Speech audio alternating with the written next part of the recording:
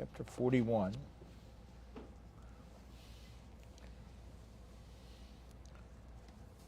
In Isaiah chapters 40 through chapter 66 basically contain messages meant to comfort and to encourage God's people in service of the Lord. You'll find in these chapters incentive and encouragement to serve God. In Isaiah 41, we'll begin reading with verse 8, reading through verse 20. But thou, Israel, art my servant, Jacob, whom I have chosen, the seed of Abraham, my friend. Thou whom I have taken from the ends of the earth, and called thee from the chief men thereof, and said unto thee, Thou art my servant, I have chosen thee, and not cast thee away. Fear thou not, for I am with thee. Be not dismayed, for I am thy God. I will strengthen thee, yea, I will help thee. Yea, I will uphold thee with the right hand of my righteousness. Behold, all they that were incensed against thee shall be ashamed and confounded. They shall be as nothing, and they that strive with thee shall perish. Thou shalt seek them, and shalt not find them, even them that contended with thee. They that war against thee shall be as nothing, and as a thing of naught. For I, the Lord thy God, will hold thy right hand, saying unto thee, Fear not, I will help thee. Fear not, thou worm Jacob, and ye men of Israel. I will help thee, saith the Lord, and thy Redeemer, the Holy One of Israel. Behold, I will make thee a new sharp threshing instrument, having teeth. Thou shalt thresh the mountains, and beat them small, and shall make the hills as chaff. Thou shalt fan them, and the wind shall carry them away, and the whirlwind shall scatter them, and thou shalt rejoice in the Lord, and shalt glory in the Holy One of Israel. When the poor and needy seek water, and there is none, and their tongue faileth for thirst, I, the Lord, will hear them. I, the God of Israel, will not forsake them. I will open rivers in high places, the fountains in the midst of the valleys. I will make the wilderness a pool of water, and the dry land springs of water. I will plant in the wilderness the cedar, the shittim tree, the myrtle, and the oil tree. And I will set in the desert the fir tree, and the pine, and the box tree together, that they may see and know, and consider and understand together, that the hand of the Lord hath done this, and the Holy One of Israel hath created it. In the first 7 verses, God confronts the enemy nations of Israel. He tells them in verses 2 through 4 that they have no control over the future. And he affirms that he is the one that brings all events to pass. In verses 5 through 7, he stresses that the alliances between them will not help and will not prevent God's will from being carried out. So what he's saying is God is sovereign and he has a purpose. Coming to our text, there is a movement from addressing the individual nation, the enemy nations, to addressing God's people. He opens verse 8, but. So it's a contrast. There's going to be a shift. Thou Israel. But thou Israel art, present tense, my servant. And then throughout the text, God is telling His people that they, in spite of enemies and difficulties, they could serve Him because He is greater than all. They can serve Him because He would be the one who would be with them. Our text is set in the background of enemies, spiritual failure, and God's judgment was on the horizon. But our text is an incentive. It is an encouragement to serve the Lord. And the basis of that incentive and encouragement is the Lord Himself. And here we are in a day when so many who profess to be God's people need constant prodding to be faithful to God. But you and I need to look no further than God Himself. That's all the encouragement you need, is God. Our subject is the stimulus to serve God is God. That's our motivation. So, God reminds His people here in the book of Isaiah. God, through Isaiah, is addressing those who are about to go into Babylonian captivity. Notice in chapter 39, verses 6 and 7.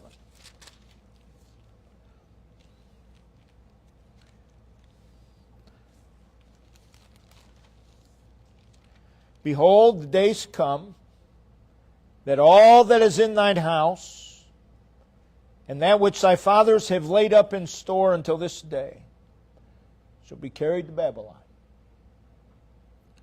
Nothing shall be left, saith the Lord. God is telling them, life as you know it is coming to an end. That's what He's telling them. And of thy sons that shall issue from thee, which thou shalt beget, shall they take away, and they shall be eunuchs in the palace of the king of Babylon. Difficulty, affliction, bondage were on the horizon. That's the atmosphere in which Isaiah ministered. And what does God do? In light of that setting, God reminds them who they are and why they are here. Everything's going to end as you know it. And God is saying, I want to remind you why you're here. Why you're here. He begins with a miracle of grace. Again, verse 8, he says, but, in contrast, and the contrast is by way of a miracle. Thou Israel. Those two words. Thou Israel. Should immediately cause their hearts to overflow with reverence, with humility, with thanksgiving, with love and praise. Read it again. Thou Israel. That name means prince with God, ruler with God, conqueror with God. It is a name that takes us back to Genesis 32:28. when God said to Jacob, following a personal, one-on-one, life-changing meeting, "Thy name shall be called no more Jacob. No more Jacob, but Israel.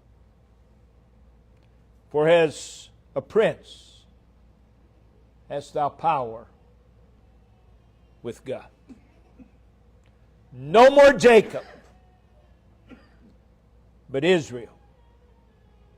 So that name Israel speaks of a miraculous and transforming work of God. It is a work of grace. It is Jacob, the user, the deceiver, the conniver, the pretentious, selfish one, who insisted upon his own way, who was a resistor of God's way. It is Jacob that is transformed by the power of God to Israel, conqueror with God. Thou, Israel, is a reminder that God conquered Jacob and made him Israel, conqueror with God. And oh, how we ought to rejoice and glorify God who conquered us as Jacob. And now we are more than conquerors through Him. Through Him. So He dresses them as Israel. So He begins with a miracle. Verse 8, Jacob, whom I have chosen. So He says, you are a miracle of grace. And I remind you also that you are chosen by God. Verse 9, I have chosen thee. So it is Jacob, whom I have chosen. Not Israel, not who they would become, but Jacob. You and I came from the womb, Jacob. And how did Jacob come from the womb? Trying to be first. Grabbing the heel. That's how he came from the womb. That's how we all come from the womb. Jacob, totally depraved, degenerate, deceitful, unrighteous, ungodly, wicked, filthy, vile, shapen in iniquity, unprofitable, shameful, estranged from God. Jacob. That's where everybody starts. Jacob. That's where we started. Verse 14. It is thou worm, Jacob. Thou worm. Think of a worm. A worm has no power. A worm has no glory. A worm is dirty on the outside and the inside. Thou worm, Jacob. And God chose us as Jacob. Jacob, whom I have chosen. And prior to God's rescue of us, we lived our lives as Jacob. We lived our lives under the power and realm of darkness. And we loved that darkness. And we were deceived. And we were hardened. And we were at enmity with God. And we lived as criminals against God. Violators of God's law. Striving against God. Living in absolute defiance of God. Rejecting and resisting God, fleeing and hiding from God. And we were helplessly trapped under the weight of sin. And we were under the just condemnation of God. And we read in verse 9, chosen and not cast away. I came into this world as Jacob. I lived as Jacob. And I was chosen and not cast away. Chosen is grace. Not cast away is mercy. We deserve to be cast away. This is where God begins here in Isaiah 41. It's also stated in verse 8 that Jacob was the seed of Abraham, which also speaks of God's grace, His love, His faithfulness, and His choice. Abraham, my friend. Oh, the amazing, marvelous, abounding grace of God. Every saved individual here has been miraculously transformed from an enemy to a friend. Every child of God. From Jacob to Israel. He also he reminds them of a miracle of grace, thou Israel. He reminds them that they were chosen. He reminds them of God's deliverance. Verse 9, taken from and called.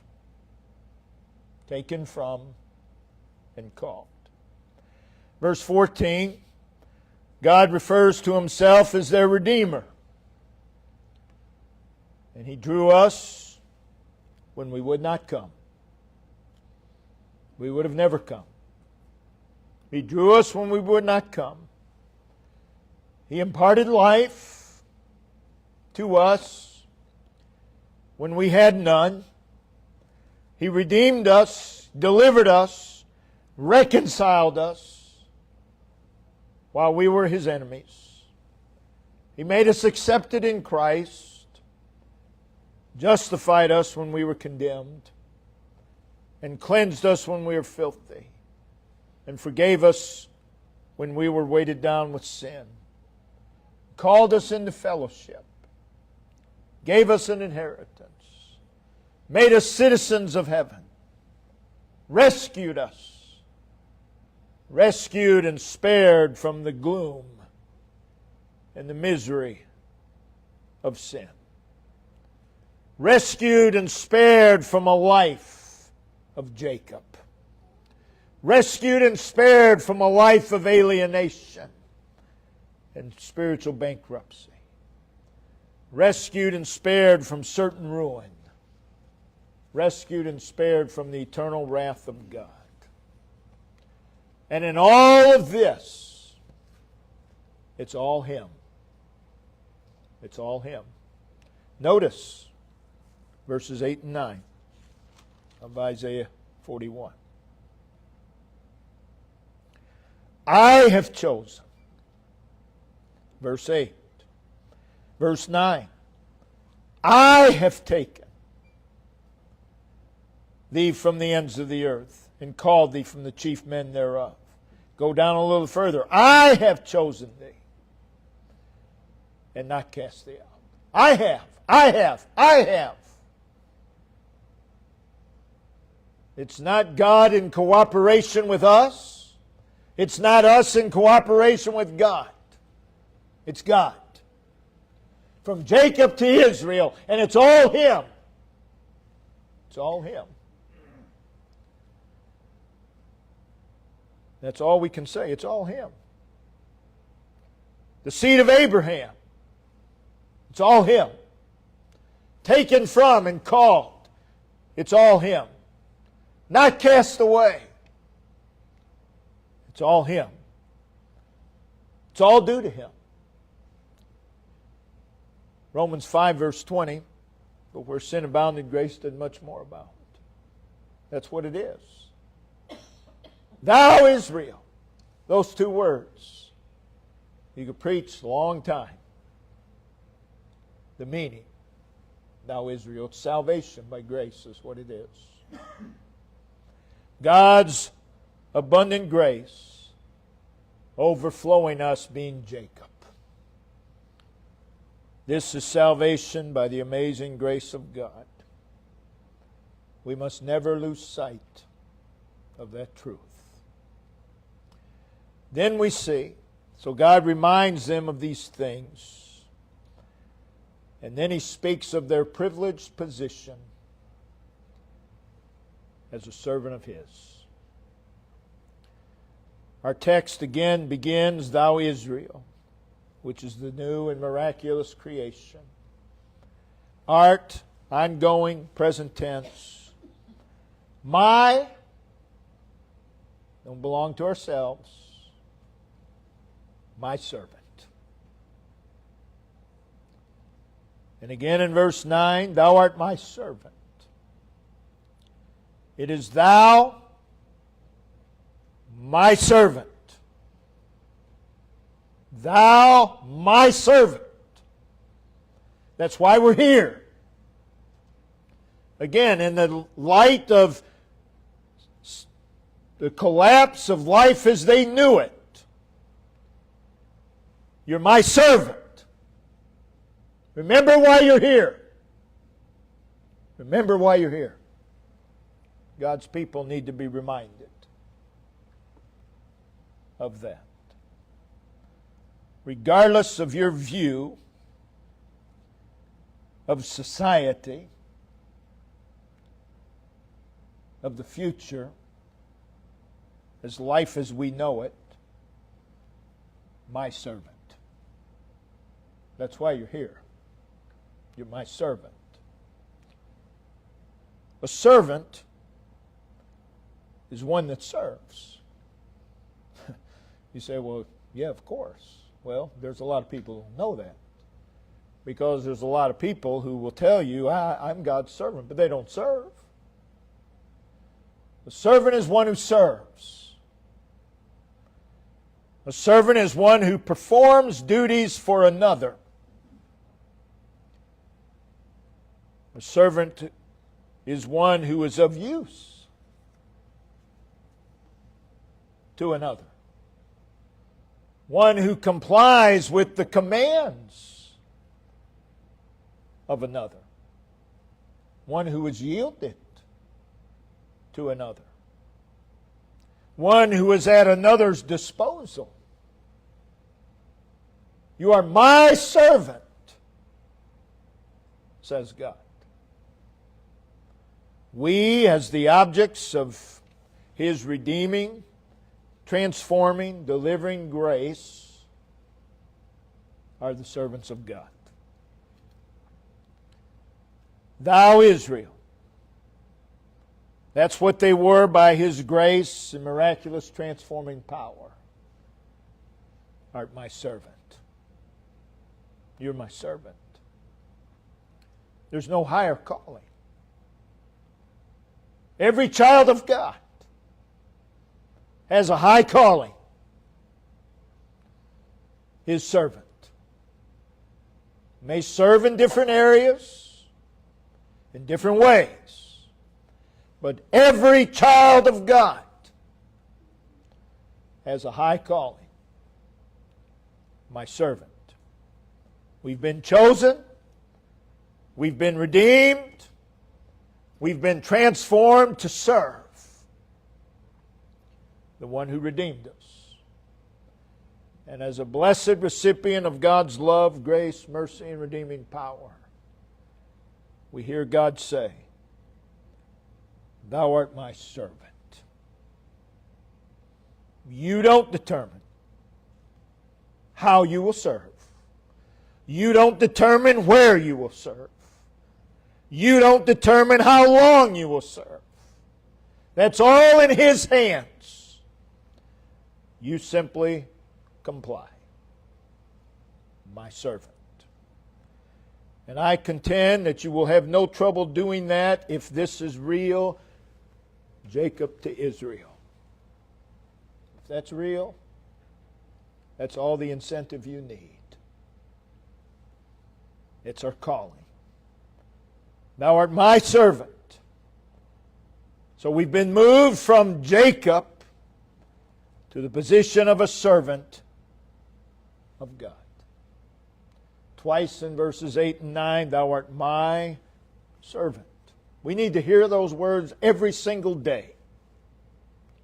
Thou art my servant. You are commissioned by me to serve me. And as such, we must be consecrated and set apart for God.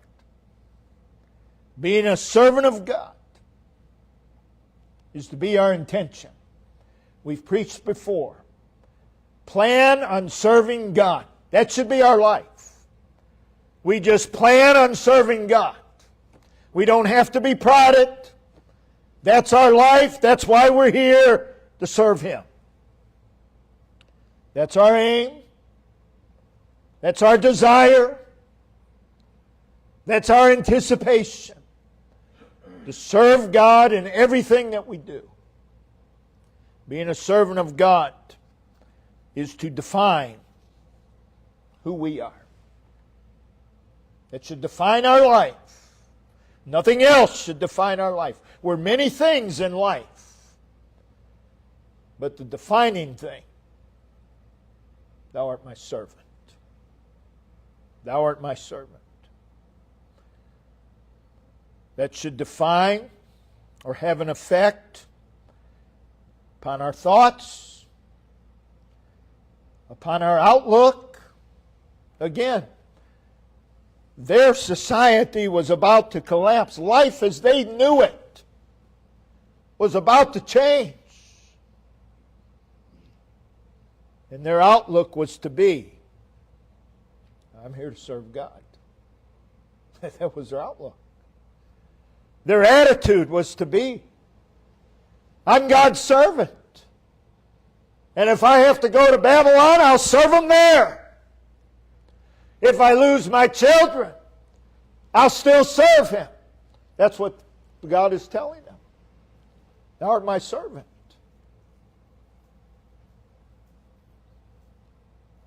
That's to define our actions. Our incentive is to serve God. And our incentive to serve God is His redeeming grace, His mercy, His love. Our incentive to serve God is God. That's our incentive. If you need a greater incentive than God to serve Him, you'll never serve Him, because there is no greater incentive. You'll be waiting forever. That's the greatest incentive there is God. And then the rest of the text, we find encouragement to serve God. The text is filled with exhortations and encouragement directly from God to serve Him with our life. And we need to look no further than God for encouragement to serve Him. Again, we live in a day when people need prodding to serve God. I learned a long time ago, if I have to prod someone to serve God, I'll waste an awful lot of time, because they're not going to serve Him anyway.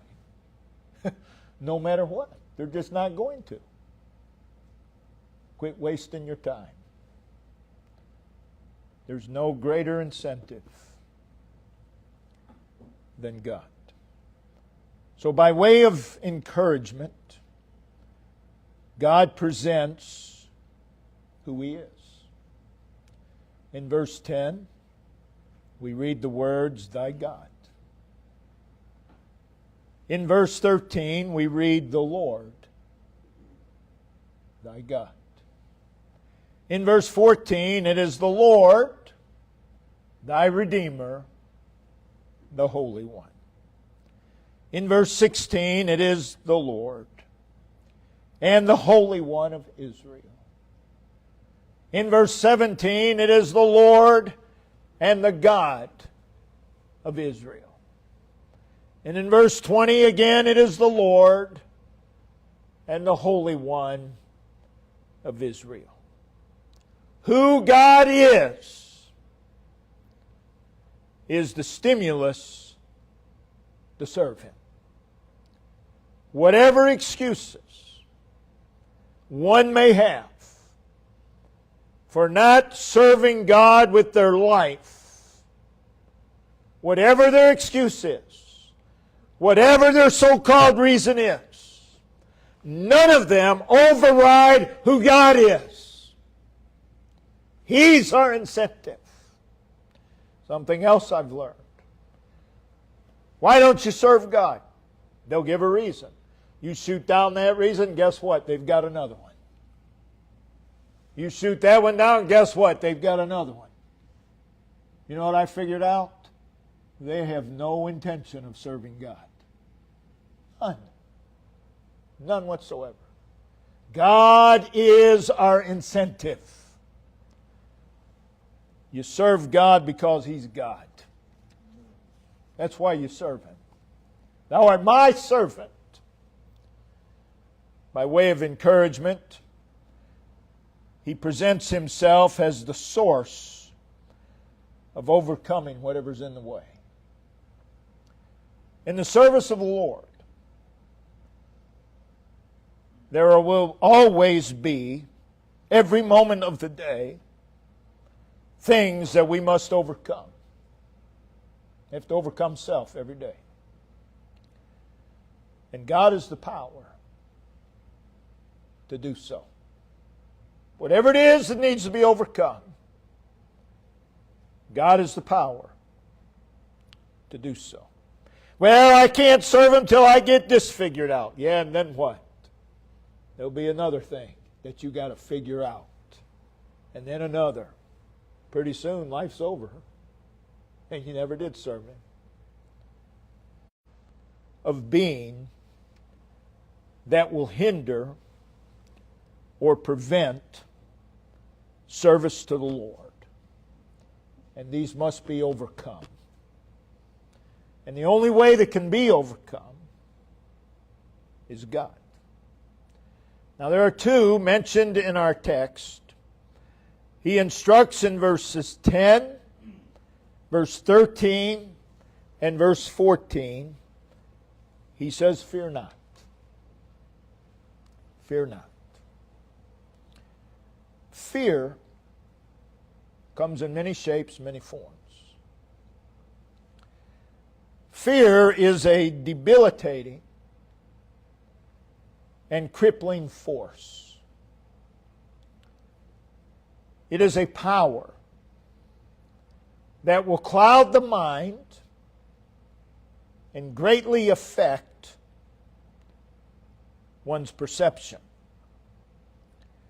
It is an enslaving and paralyzing power.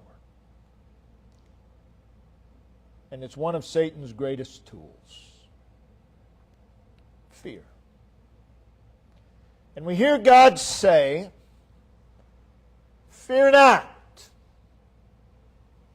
Fear not. Again, fear comes in many shapes and forms. Well, if I do what God says, where's my income going to come from? That's fear. That's fear. Well, if I do what God says, that will separate me from my family. That's fear. Well, if I do what God says, I'll lose my job. That's fear. It comes in many forms.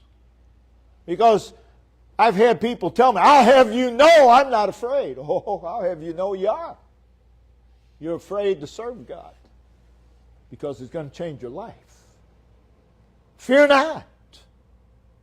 It's going to take you out of your comfort zone. Oh, no, you leave my comfort zone alone. That's fear. That's fear. And God says, fear not. And then He gives us a reason not to fear. Verse 10, for I am. Fear not, for I am. You don't have to fear because God is who He is. Verse 13, I will. Fear not, for I will. Verse 14, fear not, I will. All through the Bible you read fear not. And I believe it's every time. Followed is God. He's the reason not to fear. People get mad. They say, well, what am I going to do? And you say, well, God will provide. Oh, they start getting mad. Then they come up with another excuse, and you say, God will. Oh, they're getting irritated. They're fearful. They're fearful. They don't want to serve if it's going to change their life. We need no other reason not to fear than God. Also in verse 10, another state of mind. He says, be not dismayed. That means shaken, unsettled, disturbed, distressed. He says, don't become that. It's another debilitating and crippling force. We call it anxiety today. The reason not to be in such a state. Read what it says. I am.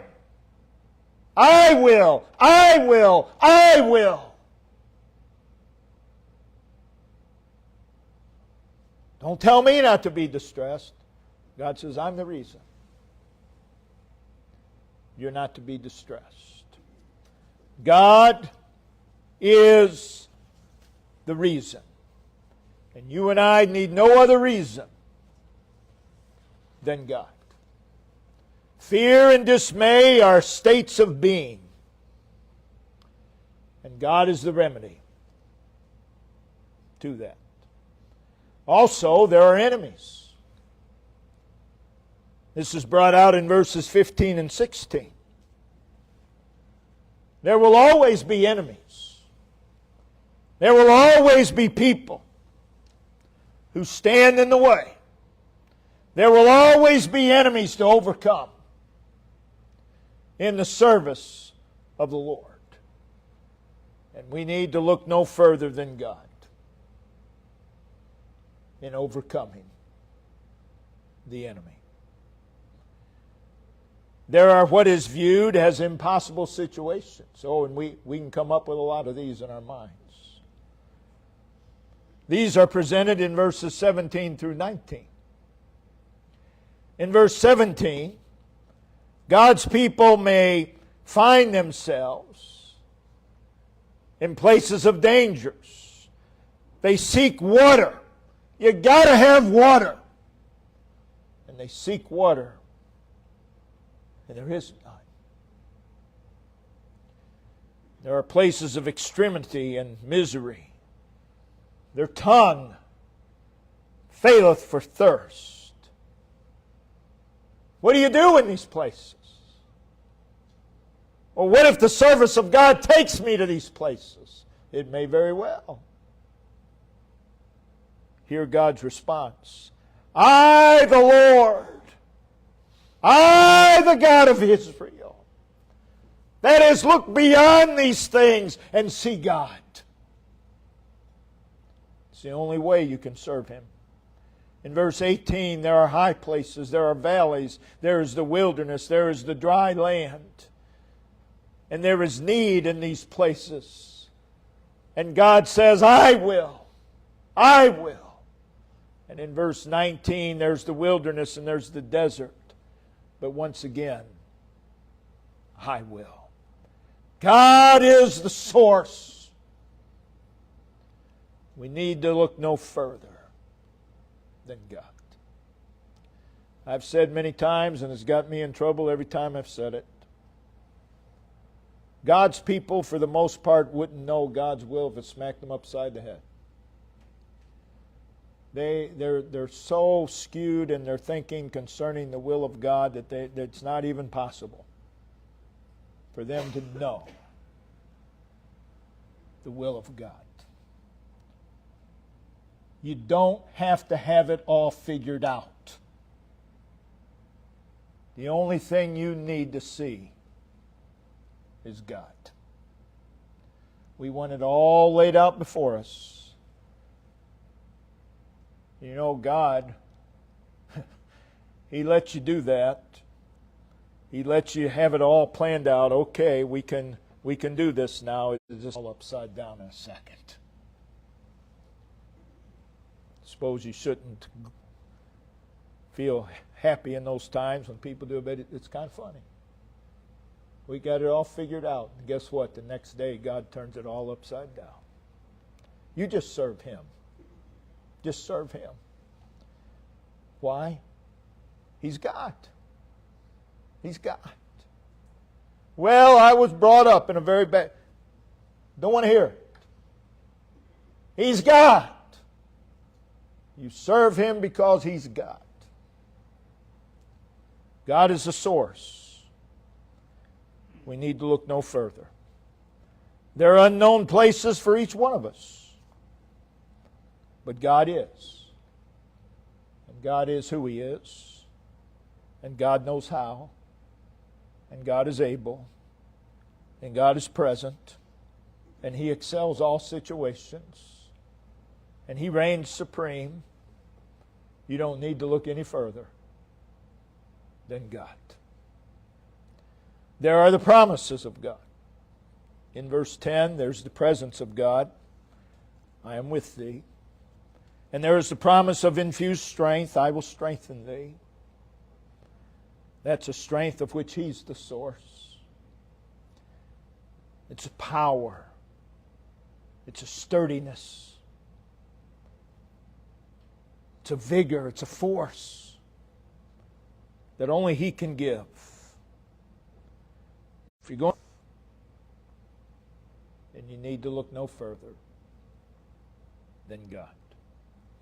In verse 10, 13, and 14, He says, I will help thee.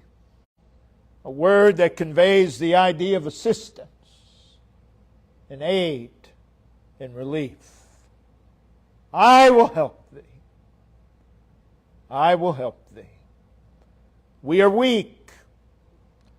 We are. People will say, oh, I just feel so inadequate. Well, good. That's because you are. You are inadequate.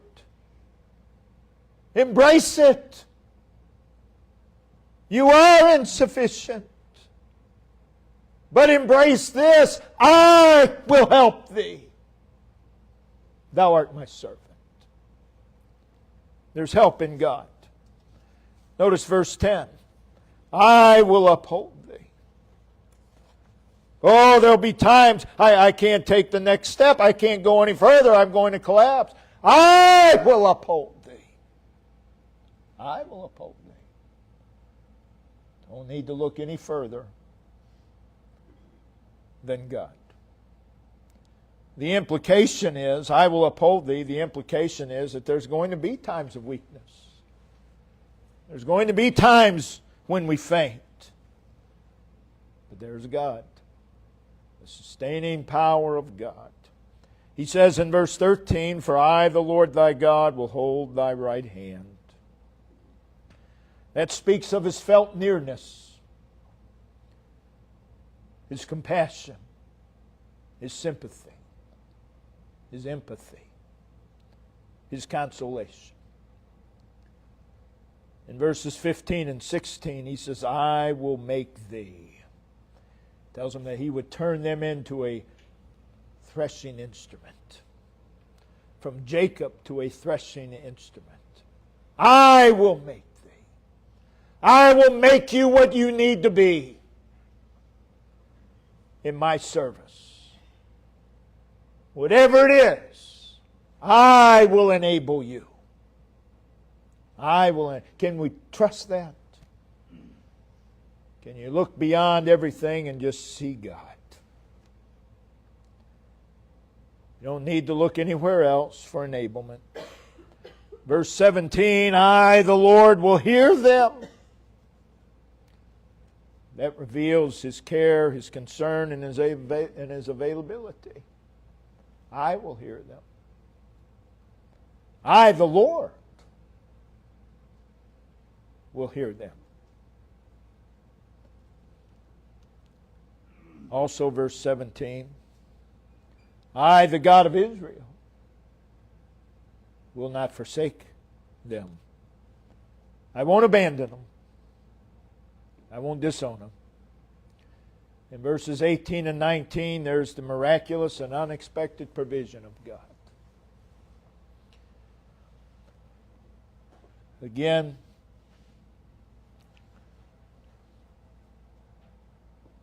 I will open rivers in high places.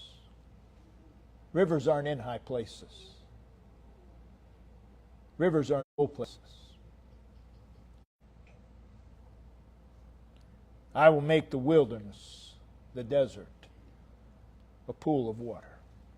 The dry land, springs of water. God can. God can. Just do what He says. Just do what He says. Leave it all with Him. And the purpose of all of this is stated in verse 20, which brings us again to our main point. We need to see God. He says that's indicative of a purpose. That they see. Notice the verbs here. See, know, consider, and understand the hand of the Lord. The hand of the Lord. He directs our attention to Him. In these words, there's a progression. See. I can see something. May not know what it is. So we progress. See, know. Know in a way that causes you to consider. And in a way that causes you to understand. And what is it that we need to see, know, consider, and understand? The hand of the Lord. The hand of the Lord. When it comes to who God is, and what He has promised to do, we need to be seeing more, we need to be knowing more, we need to be considering more, we need to be understanding more. Because that